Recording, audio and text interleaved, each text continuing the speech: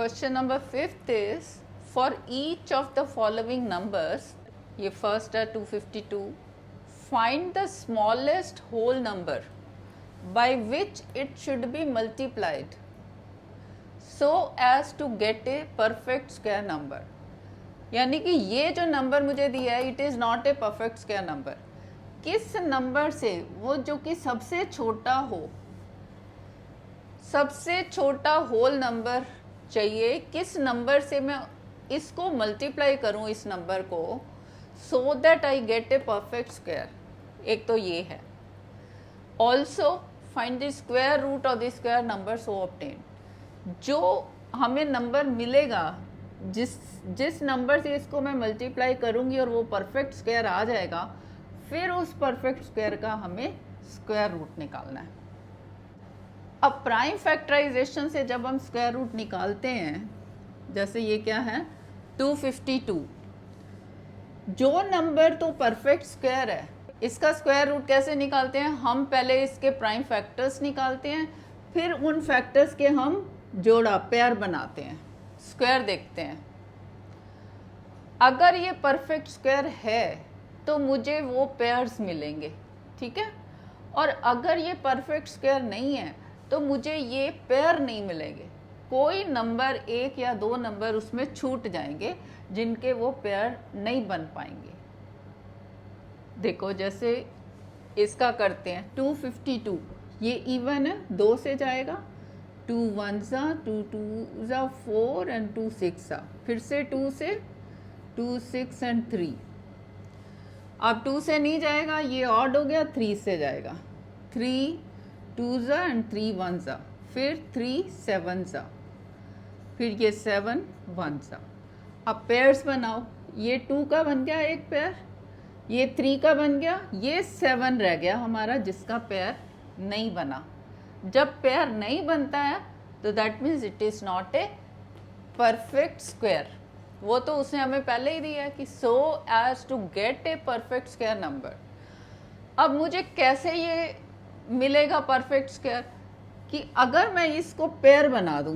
Pair कैसे बनेगा, 7 का पेयर बनाने के लिए मुझे क्या करना है, अगर मुझे इसका पेयर बनाना है, मतलब मुझे 1 और 7 से अगर मैं मल्टीप्लाई करूं इस नंबर को, तो मुझे ये पेयर मिल जाएगा 7 का.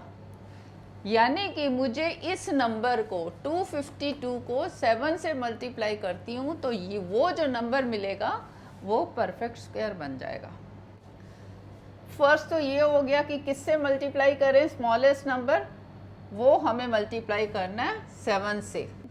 सो पहला आंसर तो लिखोगे 252 is to be multiplied by 7 to make this number a perfect square. पहला तो ये हो गया. इसमें आप लिख भी सकते हो दिस इज 2 स्क्वायर, एक पेयर ये, फिर 3 स्क्वायर इंटू 7, ठीक है. फिर उसके बाद आप ये लिख दो कि इसका हम पेयर जब 7 से मल्टीप्लाई करेंगे तो मुझे ये पेयर मिल जाएगा, तब ये परफेक्ट स्क्वायर होगा. नेक्स्ट क्या, find the square root of that square number. अब स्क्वायर नंबर कौन सा हो जाएगा, वो नंबर हो जाएगा 252 इंटू 7. इस नंबर का स्क्वायर रूट क्या होगा, इसमें ये कितने पेयर हो जाएंगे, एक ये, एक ये, एक ये, मतलब 2 square into 3 square into 7 square, ठीक है. सो this is 2 into 3 into 7 square. So this is 2 into 3 6 into 7 42 square. तो इस नंबर का क्या स्क्वायर रूट है, जिसका ये स्क्वायर है, यानी 42. So square root of this number, 7 2 14, 1 7 5 35 and 1 36, 3 7 2 14 and 3 7. So square root of 1764 is 42. और आप यहाँ पे सिंपली ये भी लिख सकते हो स्क्वायर रूट ऑफ 252 इंटू 7. इसमें और भी लिख सकते हो ऐसे, और सिंपली लिख सकते हो square root of that number so obtained is 42.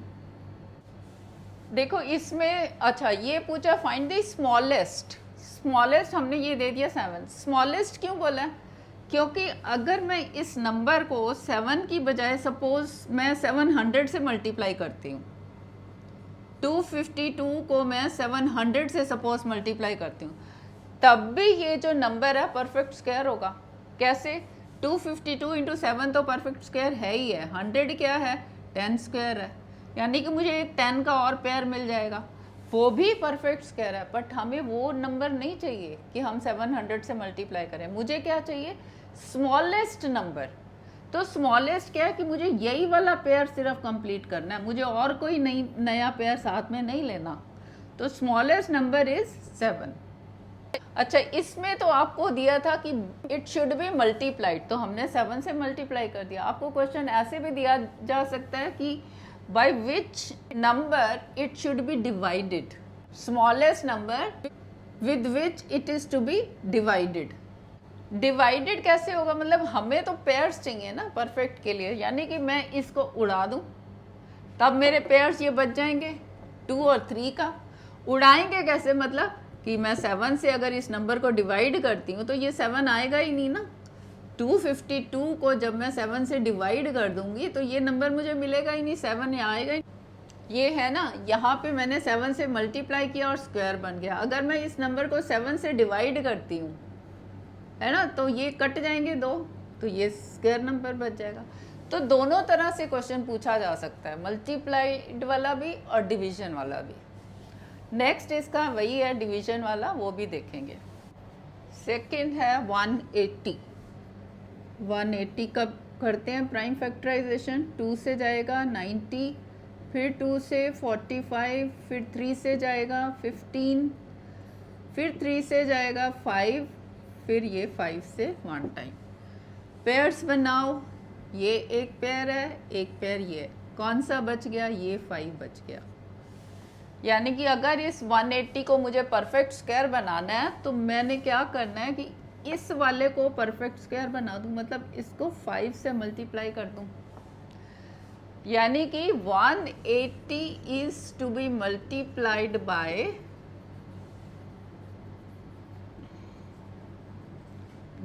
5 to make it a perfect square.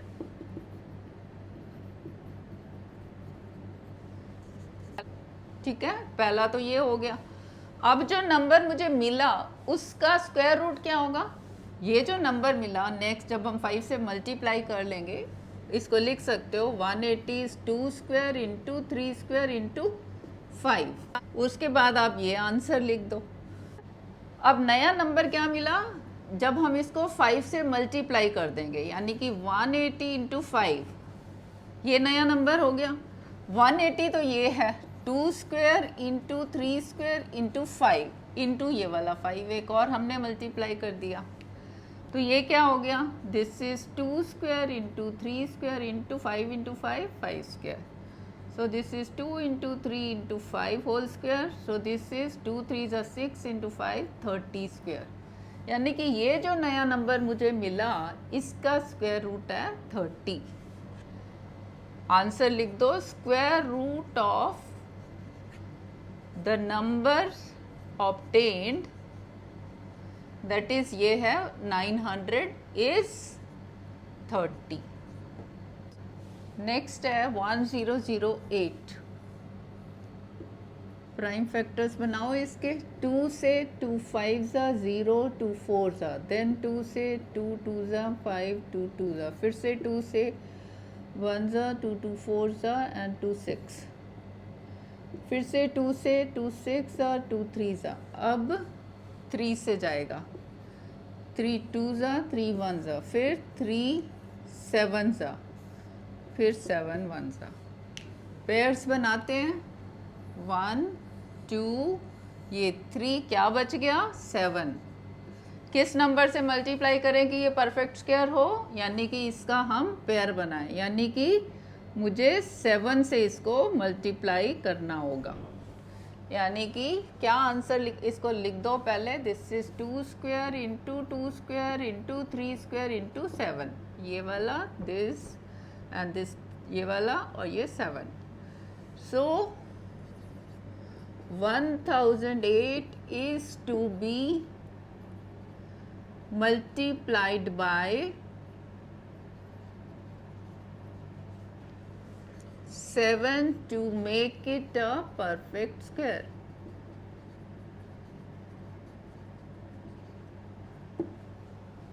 ये फर्स्ट पार्ट का आंसर होगा। नेक्स्ट क्या करना है, square root of the square number so obtained. तो 7 से जब मल्टीप्लाई करेंगे इसका स्क्वायर रूट क्या होगा, ऐसे इधर से निकलेगा। कितने स्क्वायर्स हैं ये, सो 1008 इंटू 7 इज, ये एज इट इज लिख लो, इंटू 7 लिख लो, या इधर से ही लिख लो, एक ही बात है। 2 square into 2 square into 3 square into ये वाला 7 स्क्वायर हो गया। सो this is 2 into 2 into 3 into 7 whole square. So this is 2 2s are 4, 3s are 12, 7s are 84 square. So square root of this number is 84. ये लिख दो answer. Next is 2028. Prime factors करते हैं। 2 से जाएगा 1 0 1 4, फिर से 2 से 5 0 7, अब 2 से नहीं जाएगा, 3 से, 5 और 7 12, 12 3 से जाता है तो 3 से जाएगा। 3 1 सा, देन 3 6 सा 18 और 3 9 सा, फिर से 3 से, 3 5 सा, अब ये 3 से नहीं जाता, अब ये किससे जाएगा, 3 के बाद 5 से नहीं जाएगा क्योंकि ये 9 है। 5 से जाने के लिए 5 या 0 होना है यूनिट प्लेस को। 7 से, 7 2 ज़ा 14 और 29 नहीं जाता 7 से। 9 छोड़ दो क्योंकि 9 कॉम्पोजिट नंबर है। 11 ज़ा 121 होता है तो नहीं जाएगा। 12 छोड़ दो क्योंकि कॉम्पोजिट नंबर है, ये जाता है 13 से। 13 ज़ा, हमें 20 तक के स्क्वायर्स याद कर लेने चाहिए तो एकदम से फट हमें पता चल जाएगा। 13 साइज 169। अब बनाओ पेयर्स। एक ये 2 का पेयर बन गया, 3 एक ही है, 3 का पेयर नहीं है, और 13 का पेयर बन गया। तो किस नंबर से मुझे मल्टीप्लाई करना पड़ेगा इस नंबर को, 3 से।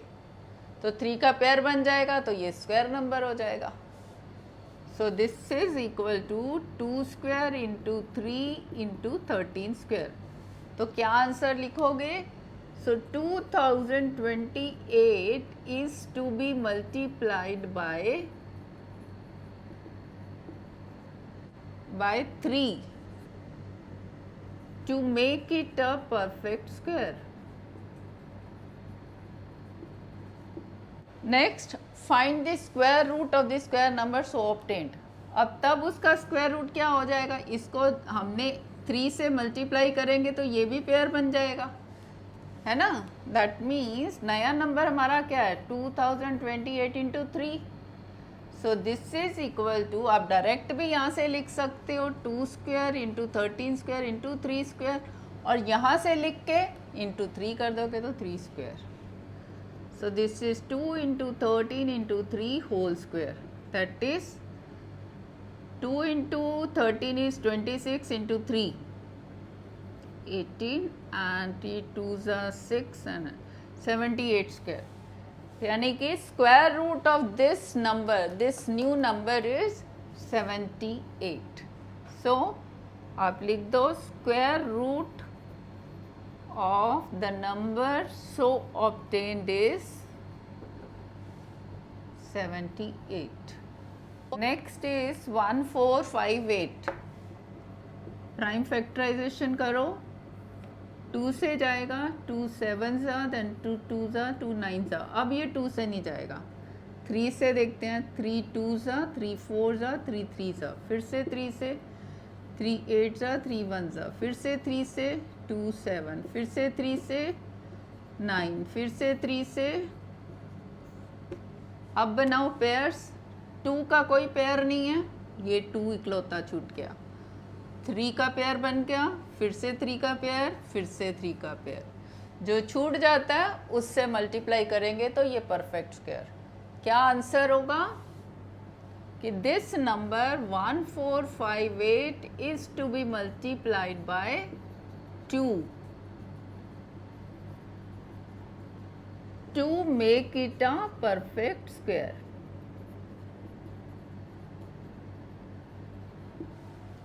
इसमें आप लिख भी सकते हो this is 2 into 3 square 3 square 3 square 3 times. Next find the square root of that number. अब स्क्वायर रूट उसका क्या होगा, 3 पेयर्स तो ये हैं, 2 से मल्टीप्लाई करेंगे तो ये पेयर भी मुझे मिल जाएगा. सो 1458 इंटू 2 करा ना हमने, दिस इज इक्वल टू ये नंबर एज इट इज लिख के इंटू 2.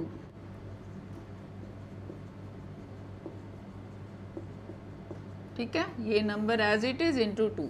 तो ये 2 का पेयर बन गया, 2 square into 3 square into 3 square into 3 square. So this is 2 into 3 into 3 into 3 whole square. So this is 27 into 2, 54 square. So, square root of this new number so obtained is 54. Next is 768. करो इसको prime factorisation. 2 से जाएगा, 2 3 सा, 2 8 सा, 2 4 सा.